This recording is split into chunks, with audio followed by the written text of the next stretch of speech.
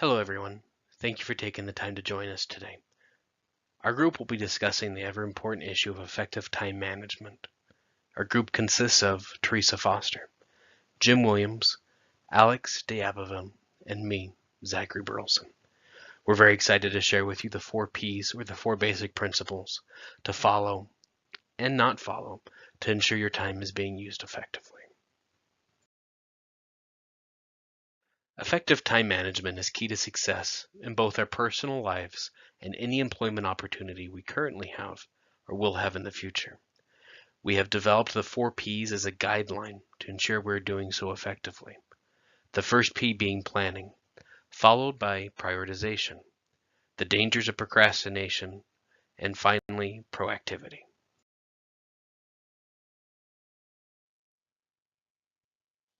As college students, we understand how fast-paced life is and how busy it can get. At this very moment, all of us are preparing for the end of the semester, which means several projects directly followed by final exams.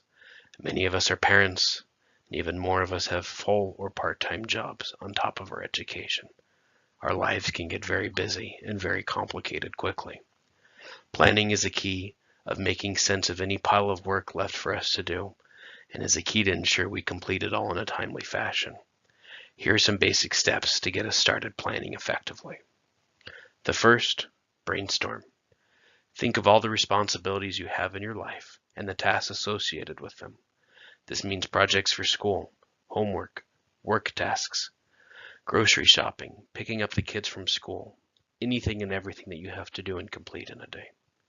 Second step, make a list.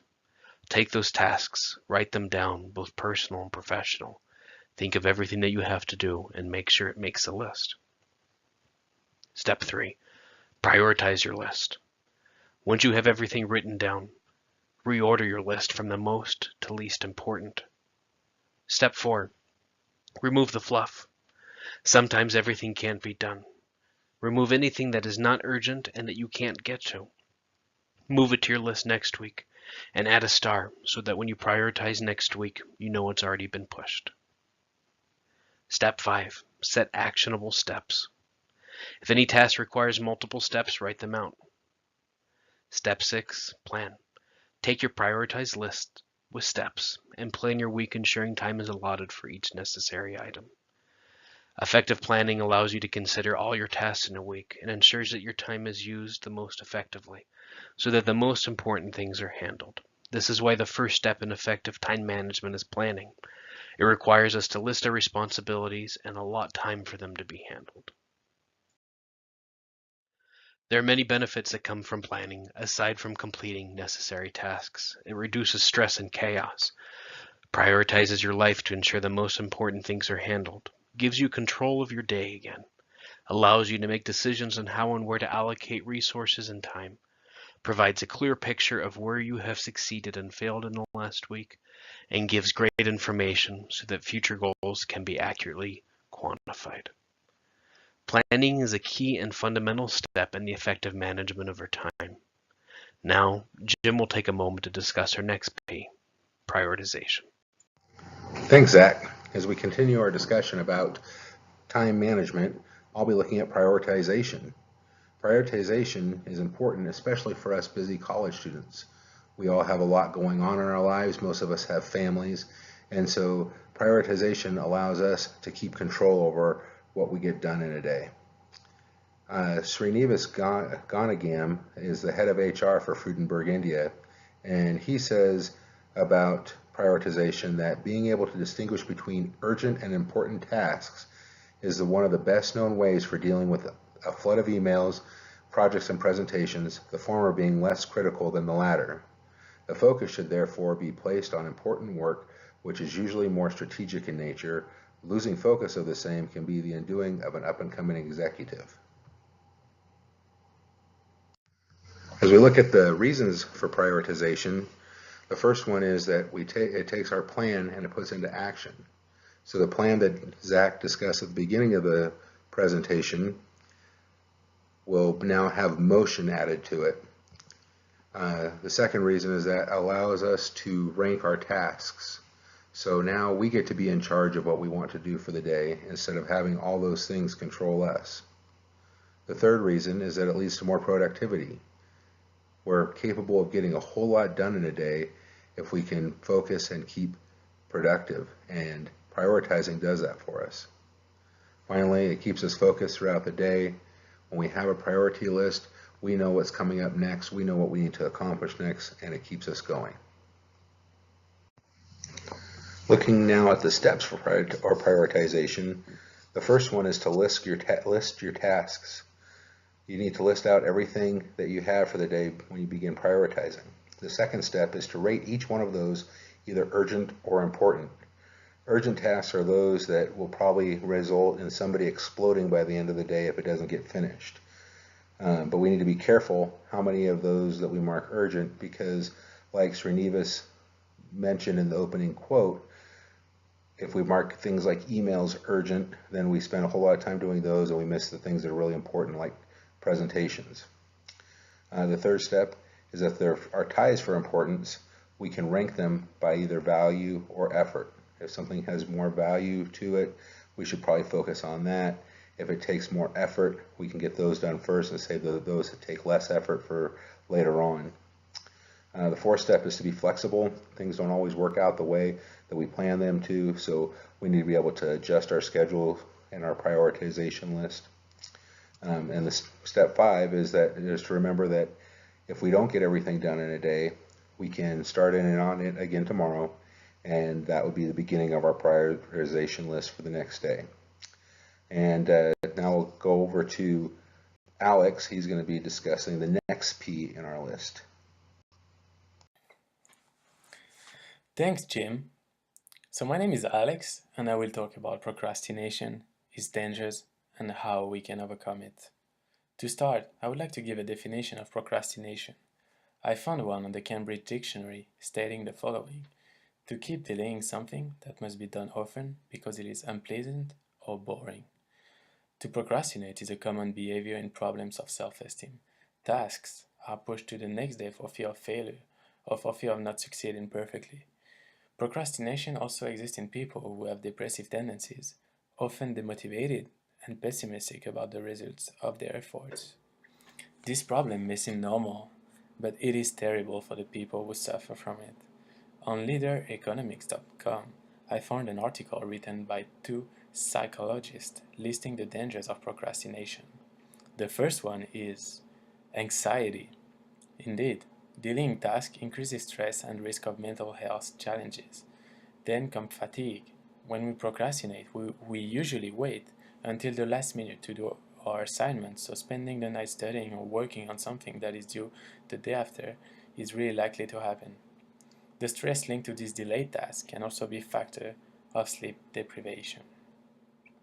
The third one is that it lowers your self-esteem. When we procrastinate, we sometimes doubt ourselves, which usually causes underperformance.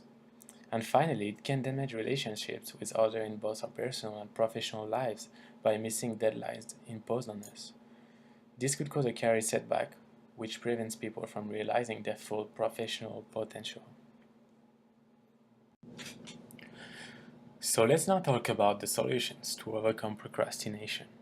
I found this article from the LCSC database called Procrastination, the Death of Opportunity. And I think that this article is well explained and gives really good ways to avoid procrastination. As Zach very well explained the process, planning is one of the ways to overcome procrastinations. Then, sometimes breaking down tasks into smaller parts might be one of the ways to make the job more manageable. The task you have to accomplish might seem easier if done a little bit over time. After that, another tip would be to get some accountability in your life. Promise someone that you will get the job done on time, because we all know that it is a terrible feeling to admit to someone that you haven't done the task that you were supposed to do. Reward yourself when you get the job done and be proud of what you have achieved. It could be going to the movie or eating something that you really appreciate, but the thing is, do not consume the reward before you get the job done. And last but not least, think about the penalties. For example, we all know that school is really expensive and that by procrastinating, you might waste a lot of time and money.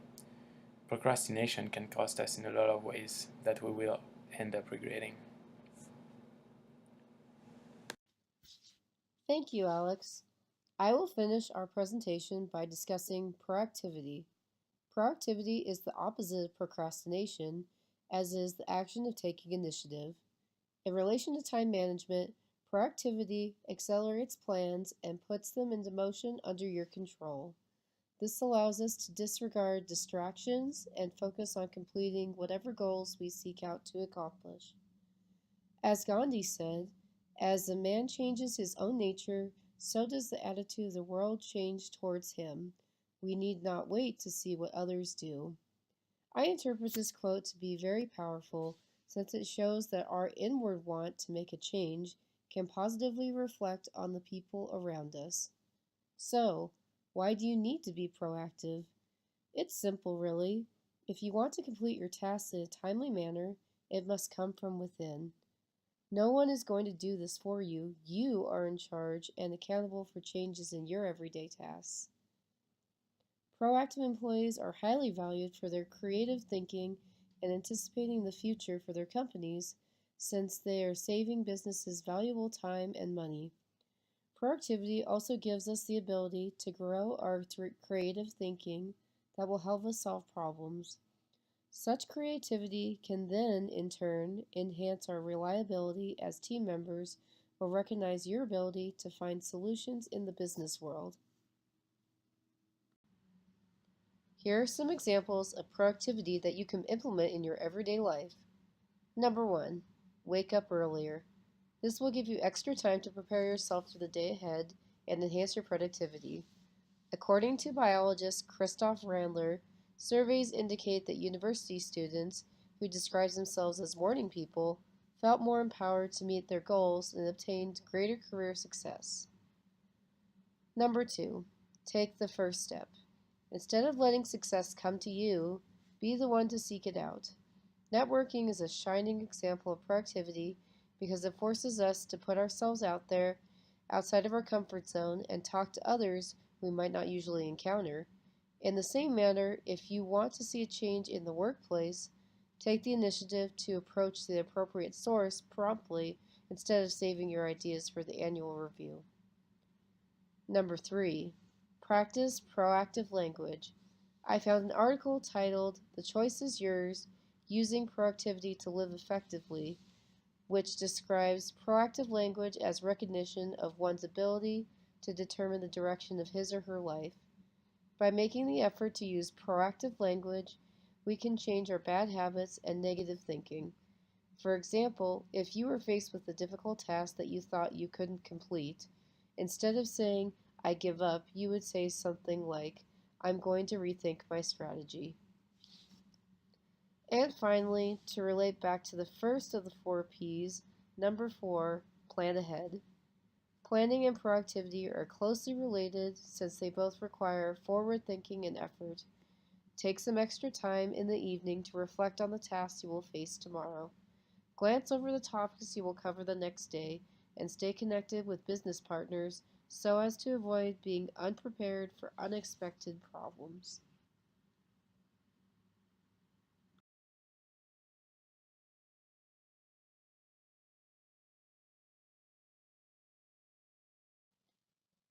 We hope that you have enjoyed our presentation about time management. I hope that you have gained some valuable insight that you can apply towards your everyday life in order to make the most of your time. Thank you for joining us.